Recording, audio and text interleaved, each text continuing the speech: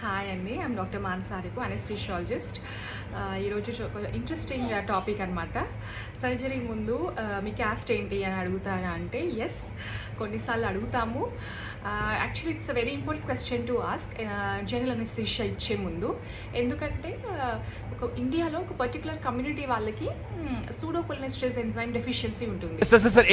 Deficiency వల్ల normal day to day యాక్టివిటీస్లో వాళ్ళకి ఎట్లాంటి ఇబ్బంది ఉండదు. ఒక జనరల్ అనెస్థిషియా ఇచ్చే ముందు ఇది లేని వాళ్ళకి ఇస్తే, అంటే ఆ కొన్ని డ్రగ్స్ ఇస్తే నార్మల్ పేషెంట్స్ అనుకోండి ఒక 10 minutesలో బయటికి వచ్చేస్తారు. కానీ ఇది లేని వాళ్ళు, లేకపోతే తక్కువ ఉన్న వాళ్ళు 10 గంటలైనా రాకపోవచ్చు. సో అందుకే it's better we'll avoid those drugs అనమాట, అండ్ వీల్ చేంజ్ ఆ ప్లాన్ అకార్డింగ్లీ. సో అందుకని అడుగుతాము. ఏ కమ్యూనిటీ వాళ్ళకి ఇది ఉండదు అంటే బిజినెస్, ఈ మర్చెంట్స్, ట్రేడింగ్ చేసే వాళ్ళు ఉంటారు కదా, ఐ మీన్ ఆర్యవైశ్య కమ్యూనిటీ వాళ్ళకి ఈ ఎంజైమ్ డెఫిషియన్సీ ఉంటుంది అనమాట. ఒక రీసెర్చ్ చేస్తే 22 మందిలో 9 out of 22 మందికి ఈ ఎంజైమ్ డెఫిషియన్సీ ఉందని వచ్చింది తమిళనాడులో.